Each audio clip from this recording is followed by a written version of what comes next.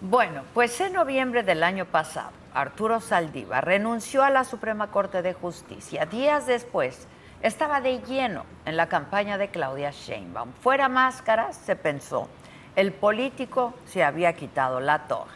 Pero la semana pasada, una declaración del presidente López Obrador desnudó a Saldívar, y no como un político, sino como un sumiso.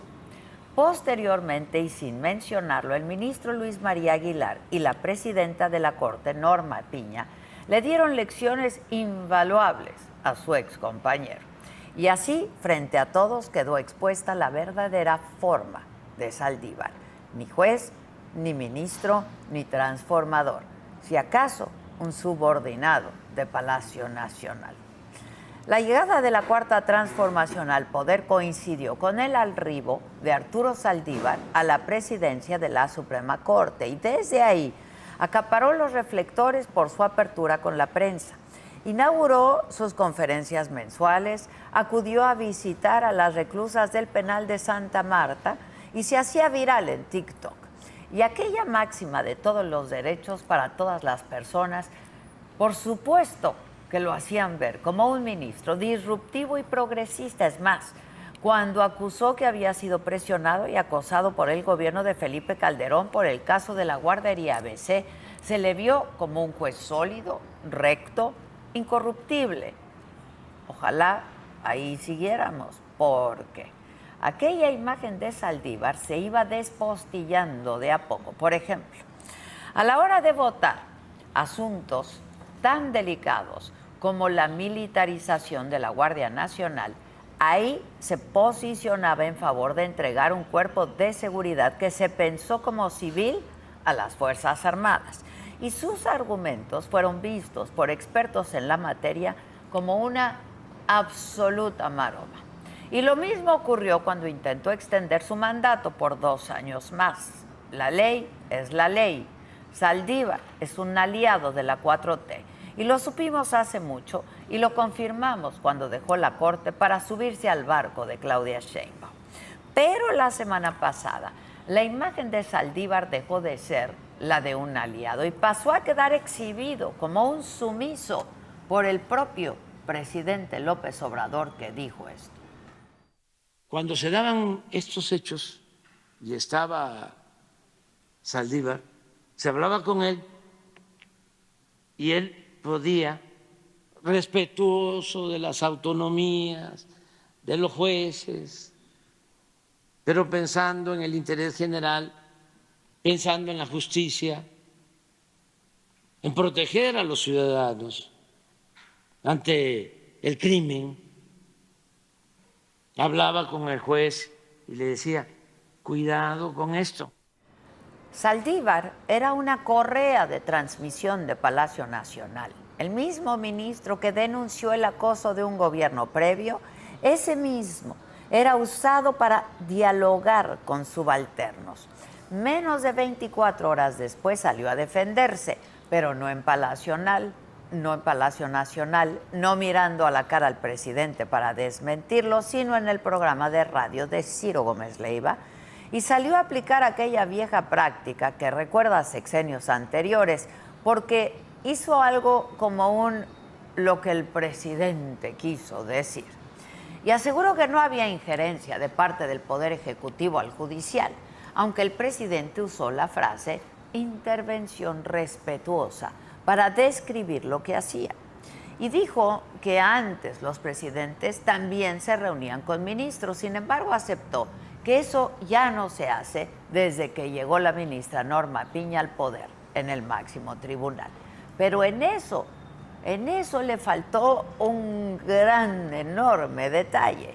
Esa falta de comunicación, digamos, se debe a que la ministra Piña ha defendido en todo momento la independencia del Poder Judicial. Ese es el motivo por el que no está en la gracia de López Obrador.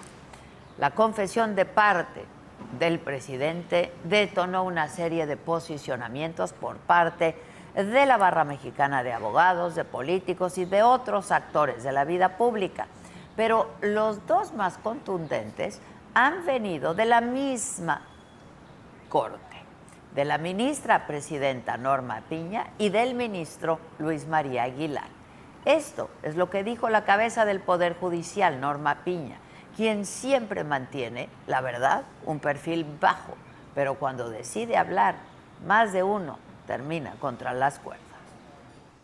Debemos tener muy claro que en una recta interpretación de nuestra Constitución no debemos confundir nunca la colaboración y el diálogo entre los poderes del Estado con la subordinación del Poder Judicial Federal frente a los otros poderes. Y como muy bien lo dice la ministra Piña, comunicación no es ni debe ser subordinación, porque la independencia judicial no es un atributo de las y los jueces, sino una garantía para quienes usan el sistema de justicia. Y la independencia es el piso mínimo de confianza ante quienes tienen una labor crucial: interpretar lo que dicta la Constitución, porque es ahí donde se teje el Estado de Derecho. Por cierto, ayer la bancada de Morena en la Cámara de Diputados cumplió su advertencia y presentó formalmente una solicitud de juicio político en contra del ministro de la Suprema Corte, de Alberto Pérez Dayán. ¿Por qué la presentan? ¿Cuál es la razón? Bueno, pues que el ministro usó el voto de calidad que la misma ley le da para destrabar una votación empatada en una de las salas. Eso es lo que avala Morena, un acoso político a los ministros que actúan con la ley en la mano.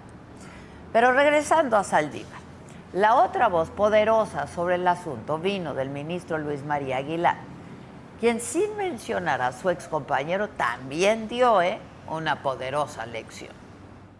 Si una persona que se dice juzgador atiende a intereses ajenos a los de la Constitución o de la ley, será el mandadero de alguien, pero no será realmente un juzgador. La verdad, no hay mucho más que agregar a las palabras del ministro Aguilar, quien interpreta la ley por encargo o para torcerla en favor del poder en turno. No solo ha olvidado que la Constitución es la máxima herramienta de defensa de las personas. No solo ha olvidado que el poder tiene fecha de caducidad, ha olvidado también, y de manera irreversible, la función de un juzgador.